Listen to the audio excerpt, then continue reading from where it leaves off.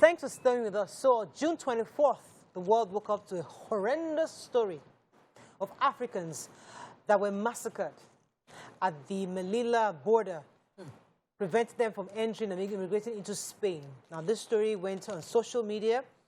By the 26th of June, everyone was talking about it. And pictures came in, not just about, I think the reports we have, some estimated about 47 young people were dead. And more than 100 transferred to local hospitals in extremely serious conditions. Furthermore, pictures were seen of people tied down in the most dehumanizing ways. Face down, hands tied to the back, and being stepped on and trampled on, others trying to escape. These are the pictures that will be going on social media, and it's quite heartbreaking, especially because recently when Russia invaded Ukraine, we saw how the world responded swiftly to help the Ukrainian refugees across the world. But in this situation, many Africans are left by themselves.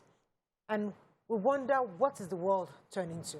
What are your thoughts on this development? You can call us on 081-270-536-870913907694. You can also tweet us at TVC Connect. Please hashtag your view TVC so we can read your tweet. We saw these pictures and it was quite heartbreaking because these are black people, totally black, and they've been done this to by Moroccans. Moroccans are also Africans, but they're not sub-Saharan. So now, these people were said to be emigrating to Spain, obviously illegally, and we've had this kind of stories before, where people, many of them die at sea for trying to run away from their countries. But this particular situation was very heartbreaking because 47 were confirmed dead. What are your thoughts, especially how does our government respond to these? Many of them were sent to, I think they were fleeing Sudan, I believe. We can't verify all the countries where all of them are from. But how does the African government respond to this? How is United Nations responding to this? How is the global community responding to this, especially because we saw how they all responded when Ukraine was invaded? What are your thoughts on this, ladies? Of course, they are racist around the world, and I would not even hold back with any fear when I say this. I see videos of Africans, because it could be across countries. Yeah. There was a video that was shared, and I saw how just trying to cross into one of these European countries, and they were left in between the border of both countries in the cold. You know the weather over there is not like here. When people are trying to cross, it's either you give them asylum or you create in between both countries. The two countries are definitely racist countries, because if you are going to leave them in those forests and bush, and then you comb the bush later with, sniper dogs, and then later you shoot at them, they bite them, it's all over their bodies like that, and you leave them in that condition, and most of them don't make it out. They can't get out of the country they're trying to cross out from, and they can't get into the country they're trying to get into to start a new life. If you can't give them that, give them a passageway back to their country. Simple. Don't leave them in that place, because yes, let's not even bother about why did they leave their countries in the first place. That's not the issue here. The issue is that now where they are, can you have a human way of protecting their entry into your country rather than leave them in the cold, and then this surfaces? This happens between Morocco and Spain. They put Africans in that state and murdered some of them. Murdered a large number of them. Would this have happened to Ukrainians without the world screaming? Until we saw the videos, no major news station, international one, we know their names, carry this story. No. Now, so the Musa Faki Mahama, he's the chairman of the African Union Commission, is saying that he's expressed shock, the degrading treatment of African migrants. He was really shocked by the international border and how the international community has also since responded. Talk about, what are your thoughts on this when you saw this story? So for me, I think that you can only be, until Africa rises up to appreciating human life.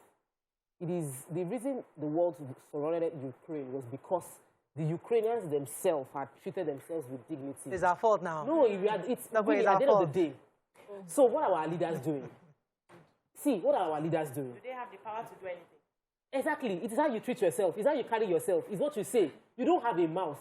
Whenever we are going to UN General Assembly and we're going to speak, African leaders speak to empty auditoriums. And we've not seen that as a bad thing. So we are literally feeding the world. The truth is that we're feeding the world. they cannot survive without resources from Africa. But Africa doesn't value itself. So they will treat you the way you see yourself. And you cannot say anything about it. And also, I feel that until we have, and we did have those leaders, you know, I love, whenever I attend Celebration, and this man from Tanzania, Professor Lumumba, when he talks about previous African leaders that were murdered, most of them were murdered, and how they confronted the Western world. See what happened with Gaddafi. When we have leaders that have liver, they will use us to kill ourselves. Yes. So we must stand up by ourselves to protect ourselves. Because in this case, Morocco is Africa. Maybe because they think they are light-skinned. No, they are not. They are not. They'll tell you they're not sub-Saharan. Yes, because they think they are light-skinned, they will use you to kill your people. At the end of the day, we are doing ourselves. Of course, the conversation should also deal with the fact that there are legal ways to migrate, and we should always pursue legal ways to migrate. But we've seen it also play out something called human rights. As long as you are not, you're coming. There's a statement that Mrs. Jumoke Adenowo said. He said, as long as where you are coming from is not habitable, you are seen as a migrant and you'll be mistreated, maltreated. If where you are coming from is not habitable, so that's what happens to Africans. When you are going somewhere, they look at it like you don't have home. So we're talking about America. Anyhow. Recently, just I think over the weekend, they're trying to cross the Mexican border. Yes. Where they died in a truck. I think hundreds of them died. And they're suffocated because the weather, the temperature increased to a point where they couldn't survive. There was no water. So many of them died in the truck. And so there are many people. It's not migrating is not an African thing. It's not an African problem. Everybody around the world migrates for one reason or the other. Yes. So there are legal ways to migrate. But there are also, would I call it an allowance for people to seek refuge elsewhere. It's even in the law. Important. And it's very important. When people are seeking refuge, because when I read the article here, they said these people are fleeing, most of them are fleeing from Sudan. It's a war zone. And so they needed to get out, which is okay. The least you could do is to treat them like human beings. So even if you don't want them in your place, allow them pass. Because it's not like they woke up and decided to come and stay in your country to earn a living. They are running from something that is pursuing them. The right thing to do is to give them that passageway. That's one. Secondly, Africa needs to unite if we want the world to take us serious. The problem we have is because we don't even like ourselves as Africans. This is across Africa. We don't treat ourselves as our African brothers and sisters. It happens. Even in South Africa, we will see xenophobia. In Ghana, we will see what happens there. Every African country, we're not united. And these people, these racists, already know this. And so they're doing divide and rule. The same divide and rule that they did in the country that we are where we are today is what they're still doing in the whole of Africa. Because imagine if Africa unites, if Africa understands the power it has. No government right now in other African countries are speaking up about it and getting upset and saying, we're not doing business with you again. How dare you do this? Everybody's minding their business. Yeah. Tomorrow it will be the turn of Nigeria. Next tomorrow it will be the turn of South Africa. Yeah. They will give out the same measurement of treatment because no other African country can stand up and say, I will not deal with you except you treat my people right. To balance the conversation, let me just say, Morocco's Interior Ministry said that the statement that according to them, only 23 people died on Friday due to what they described as stampede. So they didn't say they killed them. They said that was a stampede. That's not what I have. And they also said that 2,000 refugees and migrants tried to climb the metal border fence. They also said that 140 police officers of their own police officers were also wounded. And so the Spanish government, because we're all on the same side. Yes. Just because it's important, we also put ourselves in the shoes of that country that everybody is overrunning. We complain in Lagos. Everybody is coming to Lagos. The leaders, our leaders in Lagos are stretched. Every day they build more schools. More people are coming to occupy the schools. They build more hospitals. More people are coming to use the medical centers. And it's not my fault that your leaders are irresponsible in the state you are coming from. And you don't have facilities to develop where you're coming from. But I now have to carry the burden of the failed leadership everywhere else. That is what the European countries are facing. That Africa is coming and they're taking over our area. We don't have the landmass or the facility to take care of your needs. Your own leaders. They cannot pass. You don't understand. If you come to my place, if I'm sending you back, do I have to pay the bills for you going back? So the issue is failed leadership on some parts has now pushed responsibility to some people. So the Moroccan government is looking at it that your country is in crisis. There's failure on your end. I don't know how to deal with you. the Spanish government has sent people to my ends to help me. And I'm saying this for argument's sake. It's not an opinion I share. I feel that every human being should be treated with respect, regardless of whatever they find themselves, because life can happen to anybody. But sometimes, as a government or as leaders, there is overwhelming of people just coming over to your place over and over again, and you're looking at it like, what do I have? So it happens. I mean, many countries are facing the fact that they have to increase their taxes because the cities are paying, and because they have immigrants they have to deal with. I mean, we all have that situation even in the U.S. where Nigerians here, you close to nothing, you pay for a medical school. You go to America, Americans they are paying taxes, and you as an American doctor, you come in with a Nigerian doctor, you do a few exams, you pass, and start earning thousands and thousands of dollars, and they are there paying back their school fees for years. So they get angry at Nigerians that you are not even paying anything. You are building this big house because you did close to nothing in your own medical school. So there are those real issues, but there's always the human angle. Yes. The human angle they have coming their throngs to your country. 2,000 is based on what the report says. Now, how does the government return 2,000 people to where they're coming from? That's the question. How do they feed them while they are there? So it's so sad.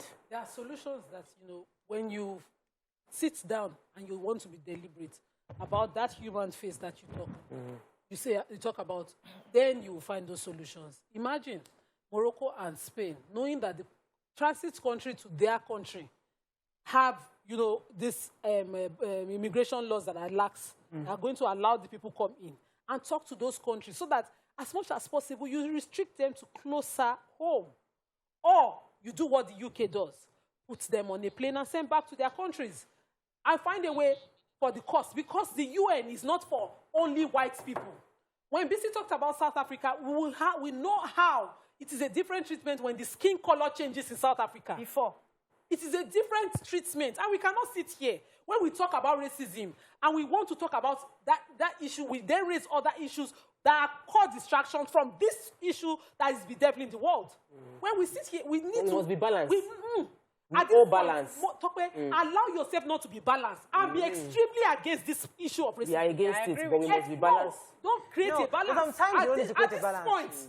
Sometimes I agree with you. Sometimes so we're not distracted from the core issue. There are objections, but it's important that we focus on the real issue. Yes. Over and over again, I reiterated the fact that a white person trying to escape a situation of hardship in his country be treated this way. We saw the deals in Ukraine now. We all saw it. The issue in Africa, it is not because Africans alone are the ones benefiting from this. Agree. What is the world order? Are we not spending dollars? Can we not strengthen the naira if it is allowed that the naira should be traded for countries who have crude? Now that would involve. Who created this thing? The world will now come and say we have the UN. The UN is for everybody, and then the UN is doing something different for other countries. Not because the skin color changes. When we sit here, let's not allow a UN argument happen. We're Africans here. The UN argument cannot be because when they come there, they will now do a balance. They will say, no, this country is what leaders, what's the value of human life in Nigeria?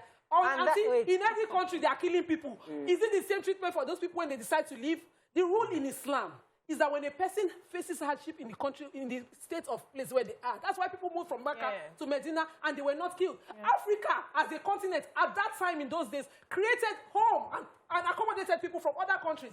What is the history of Ethiopia and Abyssinia? Read this history. How did they not being treated? Whenever the skin color comes, you will now remember one person is superior to the other. It's kind of that argument. I agree with you. We run out of time. I agree with you. Me too. I mean, I think we all agree that African governments across board must stand firmly against this discrimination. And we even saw how Africans in Ukraine were treated. We saw our boys come out, our children had to come back. Rwanda is giving them accommodation. We had to get a plane to them to bring our boys home there at the time. So we understand the difference, it's very clear. But what we need to do is put our foot down, as Nima is doing right now, and also across all our governments across Africa must strongly put their foot down. Although AU is speaking, but AU shouldn't be allowed to speak alone. No, it's not whistling. He's speaking. No, AU is speaking. It's not whistling. But all African governments across the board must stand with Sudan on this. We should just let them be alone to talk about it. Everybody should be making a lot of noise about this. We're going to monitor the story. We're going to have to continue. We can't continue with the conversation, but it's a story we're going to monitor. We just hope, indeed, that these people are brought back to their home in Sudan. That's all we can take on this segment. When we come back, we'll see you tomorrow. Bye for now.